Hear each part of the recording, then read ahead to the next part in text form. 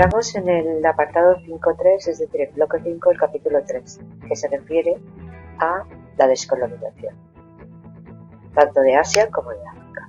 Como podéis ver, los apartados del tema son primero las causas de la descolonización, que sería el apartado número 1.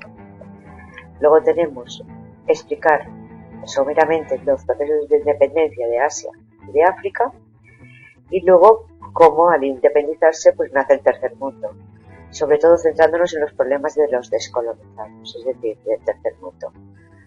Vamos a comentar.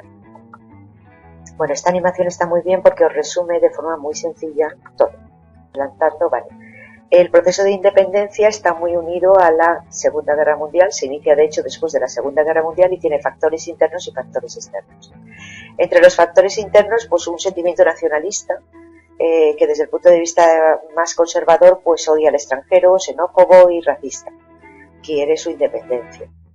Y desde un punto de vista más progresista pues no vería tan mal los años de dominación europea. Otra de las causas internas o factores internos serían las nuevas ideologías, sobre todo estamos hablando del nacionalismo que acabamos de ver, pero también del parlamentarismo y de la democracia. Algunos países pues quieren tender hacia eso. Y luego también una nueva ideología sería el socialismo, la influencia de Cuba, de China y de la URSS sobre estos nuevos países. Y luego factores sociológicos, ya lo hemos dicho, como un fuerte crecimiento demográfico y un fuerte desarrollo cultural. Y luego tenemos los factores externos. Dentro de los factores externos tendríamos la Segunda Guerra Mundial, que ya lo hemos explicado, debilita a Europa y además le deben un favor porque muchas de las batallas se han producido allí y les han ayudado. Ven la debilidad, por lo tanto, de los europeos. La Guerra Fría sería el enfrentamiento entre las dos superpotencias, posibilita que sean partidarios de la independencia para posteriormente influir sobre ellos. La opinión pública europea también jugó un papel importante porque tener en cuenta que en Europa estaban en contra de que un país dominara a otro y por otro lado también estaban en contra de las guerras coloniales porque suponían muertes y un gran gasto. La Iglesia también, con Juan XXIII, lleva a cabo una política de ayudar a los miserables, es decir, el importante papel de los misioneros y a favor de la independencia. Y luego, por supuesto, que la conferencia de Bandung también fue muy importante a nivel externo. Las causas son principalmente tres. Primero, las consecuencias de la Segunda Guerra Mundial, que sería una causa externa. De todas ellas serían causas externas. Las consecuencias de la Segunda Guerra Mundial son principalmente que, como la mayoría de los países de Asia y de África eran colonias de Europa, pues evidentemente Europa se debilita después de la Segunda Guerra Mundial y entonces es más fácil conseguir la independencia. Luego tenemos la Guerra Fría. La Guerra Fría, acordaros que es un enfrentamiento entre dos grandes gigantes que son Estados Unidos y la URSS, y evidentemente esto hará que ellos dos traten de o fomenten la descolonización en países de Asia y de África para llevarlos a su terreno, es decir, para influir sobre ellos cuando ya sean independientes. Y por último tenemos la intervención de la ONU, que aprueba pues en cierta medida leyes en favor de la independencia. El desarrollo, muy brevemente, bueno, aquí tenéis figuras relevantes como por ejemplo Gandhi en la India o Sukarno en Indonesia o por ejemplo Ho Chi Minh, que ya lo hemos estudiado, en Vietnam. Pero bueno, por imperios podríamos decir que en el Imperio Británico las colonias, principalmente India, Pakistán y el África subsahariana, se independizan de manera pacífica. En cambio, el Imperio francés no.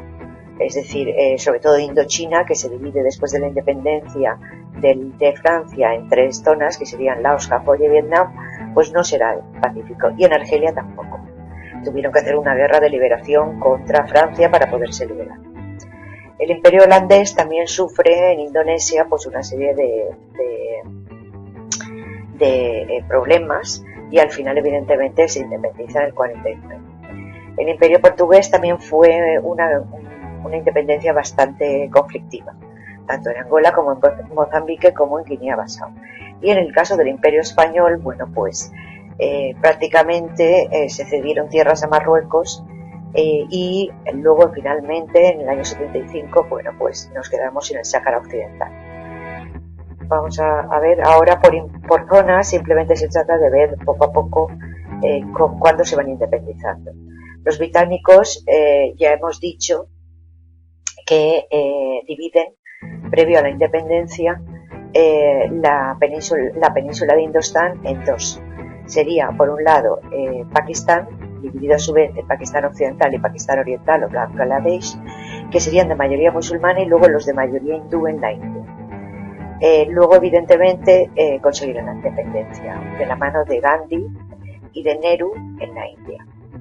La península de Indochina, como ya hemos dicho, tendrá que hacer una guerra de independencia dirigida por Ho Chi Minh, y a partir de ahí, bueno, pues en el año 54 los franceses tienen que retirarse y se divide el país en tres.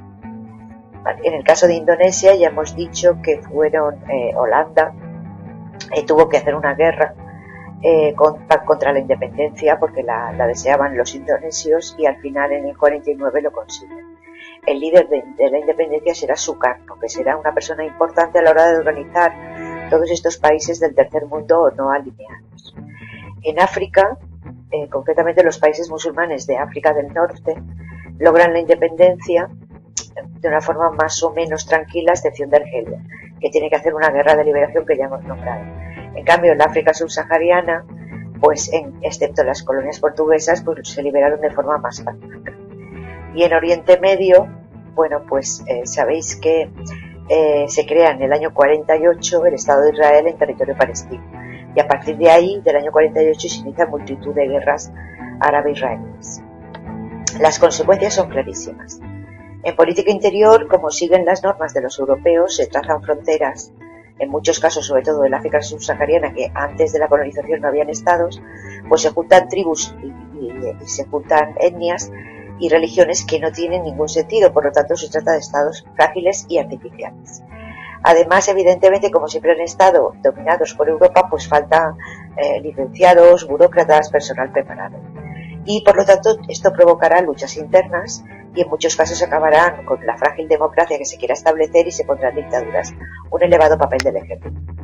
En política exterior, evidentemente, bueno, pues ellos intentarán no alinearse con ninguno de los dos bloques, ni el demócrata capitalista ni el comunista. Y esto se establecerá en 1955 en Bandung, en Indonesia, liderado por Sukarno, pues la conferencia de Bandung, que luego dará origen al movimiento de países no alineados. Y en economía, evidentemente, continúa el neocolonialismo, que es un dominio económico, aunque no político, de la metrópoli sobre la colonia, y un subdesarrollo debido y agravado por el fuerte crecimiento demográfico, porque allí en estos años 50, 60, que son la mayoría de los que se producen del 45 al 65, la independencia, se produce lo que sería el fenómeno de explosión demográfica, con una caída de la mortalidad y una natalidad aún alta.